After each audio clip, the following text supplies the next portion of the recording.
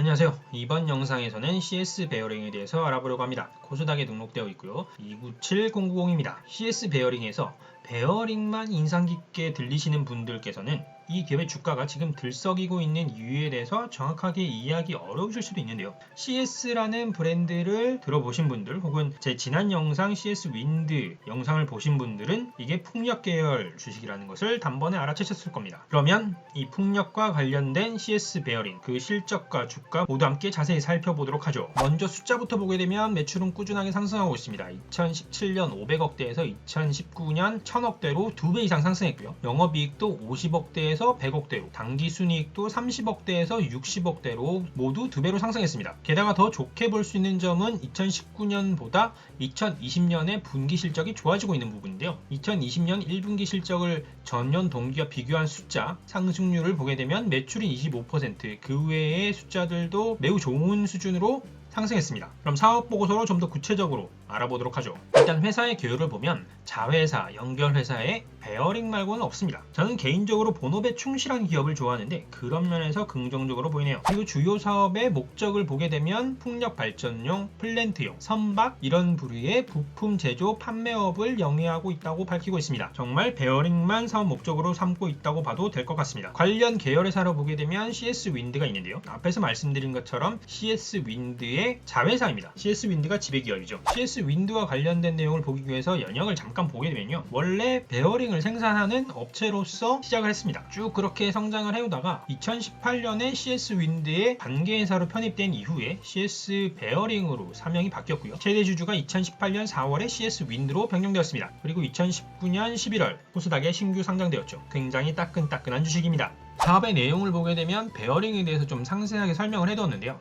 이해를 돕기 위해서 설명과 이미지가 포함되어 있습니다. 풍력에 사용되는 베어링의 경우에는 정밀 성형 공정 및 가공 기술이 필수적이라고 이야기하고요. 그리고 베어링이라는 것을 언뜻 생각해서 저희가 실생활에서 볼 수 있는 작은 볼트나 너트와 같은 일종의 부품으로 생각하셨다면 큰 오산인 게 굉장히 큰 사이즈입니다. 저는 다행히 이와 유사한 제조업에서의 경험이 있어서 그렇게 놀랍진 않은데요. 만약에 저도 그 같은 경험이 없었다라고 하면 일단 이런 사이즈에 놀라긴 했었을 것 같습니다. 저도 해당 근무 경험이 없었다라면 사이즈를 상상하기 어려웠을 테니까요. 주요 제품의 분류를 보게 되면 풍력용 베어링과 산업용 베어링으로 나뉘는데요. 풍력용 베어링이 전체의 대부분을 차지하고 있습니다. 2019년에 99.9%, 2018년 97.6%, 2017년 96.4% 등 풍력용 베어링에 굉장히 집중하고 있는 모습을 볼 수가 있습니다. 그리고 2019년에는 산업용 베어링이 거의 없다시피 한 수준이죠. 그리고 한 가지 더 특징을 꼽자면 내수 역시 굉장히 미미하고 대부분이 수출용이라는 부분입니다. 쉽게 저희가 실생활에서 근무하는 형태로 생각을 해보면 이 회사에서 근무할 때 풍력용 수출하는 것 외에 다른 부서의 사람들을 만나기는 하늘의 별 따기 수준일 것이다 라고 생각해 볼 수가 있죠. 주요 고객사로는 제너럴 일렉트릭, GE를 꼽을 수 있겠습니다. 실제 상장한 후에 단일 판매 대량 공급에 관한 자율 공시가 2건 있었는데요. 이처럼 모두 GE의 계열사와 거래한 것으로 나타났습니다. CS 베어링은 아무래도 풍력이라는 인프라 산업에서 부품을 납품하기 때문에 이 같은 대형 매출을 통해서 실적을 쌓아나가고 이 같은 고객사에게 지속적인 신뢰 관계를 바탕으로 매출을 키워나가는 것으로 보입니다. 이 같은 관점에서 CS 베어링은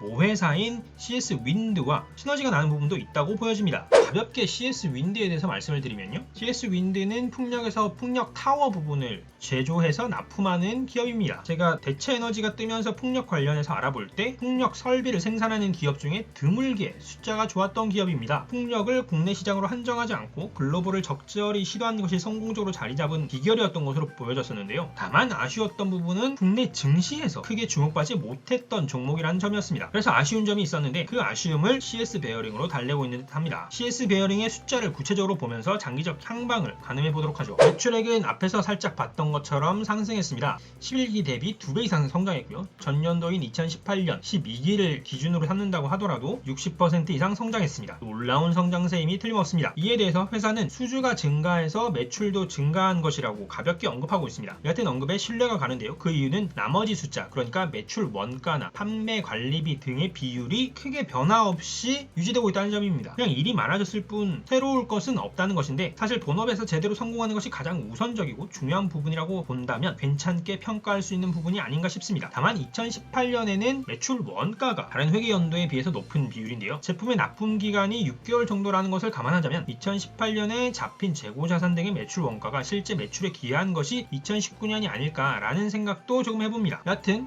이 같은 결과를 통해서 영업이익은 2017년 대비 2배 가까이, 2018년과 비교했을 때는 3배 가까이 증가했습니다. 영업 외 활동을 보게 되면 금융 관련 수익과 비용이 모두 증가했는데요. 이는 자세히 살펴보면 외환 차익이거나 외환 차손에 관한 비용입니다. 그리고 기타 수익과 기타 비용 역시 숫자가 좀 변했는데요. 기타 수익의 증가는 자비익의 증가라서 디테일하게 파악하기가 어렵고, 손실의 경우에는 유무형 자산의 처분으로 인한 손실이 있어서 비용이 증가했습니다. 각 계정으로 보자면 높은 비율로 숫자가 변했지만 실제 전체 금액에서 차지하는 비중이 크지도 않고 지속적인 비용으로 보기도 어려운 부분이 있어서 크게 중요하게 봐야 하진 않을 것 같고요. 이 같은 계정의 영향으로 2019년 당기 순이익은 61억 정도 기록했는데 2018년에 비하자면 2배가 훌쩍 넘는 당기 순이익을 기록했습니다. 재무상태표에서 눈에 가장 먼저 띄는 것은 유동자산의 증가입니다. 그 중에서도 현금 및 현금성 자산의 증가인데요. 그 외에도 매출 채권, 재고자산 역시 증가하고 있습니다. 영업활동이나 생산활동이 활발하게 일어나고 그 결과도 증가한 것으로 볼 수 있지 않을까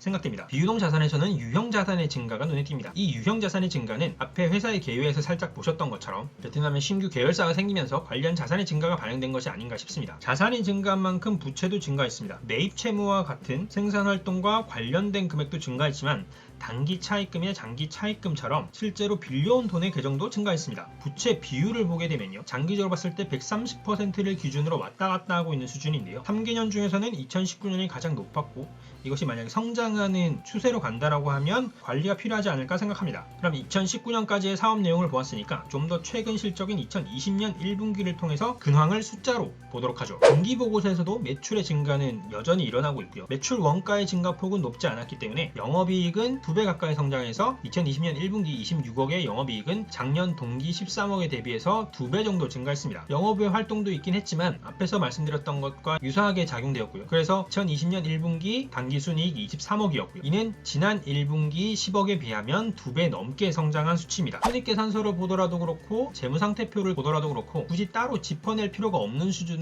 유사한 숫자의 흐름을 가져가고 있습니다. 생산과 영업활동이 증가하고 있다는 것이 계정상에 보여지고 매출의 증가가 또다시 반영되고, 이런 반복적인 선순환 구조를 가져가고 있는 것으로 보이는데요. 그렇다면 주가도 이렇게 선순환 구조에 맞춰서 탄탄하게 성장하고 있을지 한번 보도록 하죠. 주가를 보게 되면 CS 베어링을 관찰하면서 처음으로 실망스러운 부분이 바로 이 주가라는 것을 알 수가 있습니다. 모회사인 CS 윈드의 분석에서도 그랬지만 실적에 비해서 주식이 주목을 받지 못하고 있는 모습이라는 것이 여실히 느껴졌었는데, 다만 CS 베어링의 경우에는 지난 금요일 상한가를 기록하고 시장의 주목을 최근에 끌고 있습니다. 게다가 오늘의 거래량을 보신 분들은 아시겠지만 오늘의 거래량은 역사적인 수준의 거래량, 1000만 주 넘게 거래가 됐음에도 불구하고 장 초반에 오를 때 거래량이 붙은 다음에 횡보를 하다가 오후에 다시 엄청난 거래량이 폭발을 하면서 밀어 올리는 힘으로 작용을 하고 있습니다. 이것을 일봉으로 다시 한번 보게 되면 상한가를 기록할 때 500만 주 정도에 나왔던 거래량을 오늘 2배, 3배 가까이 폭발시키면서 올라가고 있기 때문에 어제 상한가 때 들어왔던 단기적인 수익만을 목표로 했던 세력들은 이미 다 빠져나갔다고 볼 수가 있을 것 같고, 오늘 오후에 오를 때 빠져나갔던 사람들은 오늘 오전 중에 진입했던 사람들일 확률이 높은데, 그 이후인 오후에도 주가의 하락이 이어지는 것이 아니라 주가가 받쳐지면서 특정 지지선을 유지하고 있다는 점이 매우 인상적입니다. 게다가 한 가지 더 꼽자면 실제로 거래한 대부분의 거래량이 기관이었다는 점, 그리고 기관이 아직 크게 빠져나가지 않았다는 점 역시 주목해 볼 만한 포인트라고 생각합니다. 아무래도 이렇게 일간 거래량이 폭발하고 난 다음에는 어느 정도 거래량이 받쳐주는 경우가 많기 때문에 내일도 충분히 주목해 볼 만한 주식 중 하나가 CS 베어링이라고 생각되고요. 단 하나, 지난 금요일 언급했던 것처럼 미국 장에서부터 시작하는 글로벌 투자의 흐름에서 변곡점이 온 듯하다는 것을 유의해서 관찰해야 되지 않을까 싶습니다. 물론 미국 장이 금요일날 하락했던 이유 중에 하나를 친기업 정책을 펴던 트럼프가 재선에 어렵다고 평가되면서 빠지는 영향도 있다고 하는데요. 이유야 어쨌건 간에 미국 주식이 빠지면 한국 주식도 빠지긴 하니까요. 이 부분을 유의해서 살펴보는 것도 포인트가 될 것 같습니다. 하지만 그럼에도 불구하고 엄청난 거래량이 오늘 폭발했기 때문에 오늘 장 마감이 어느 정도 수준에서 끝날지와 내일 장 초반의 시초가를 보긴 해야겠지만 내일 장 초반 혹은 장중을 기대해 봐도 되지 않을까라고 생각되는 주식이 CS 베어링입니다. 자, 오늘은 CS 윈드의 자회사 풍력 부품의 강소기업 CS 베어링에 대해서 알아봤습니다. 실적도 관리도 잘 되고 있는 것으로 보이는데 이게 오해가 아닌 이해가 되도록, 그리고 브랜드에 대한 신뢰와 고정관념이 될 수 있도록 국내외적으로 CS 베어링이 더 유명해졌으면 하는 바람을 가지고 있습니다. 이와 동시에 주식시장에서도 같은 유명세를 떨치길 기원하면서 저는 그럼 다음에 새로운 주식과 정보로 찾아뵙도록 하겠습니다. 감사합니다.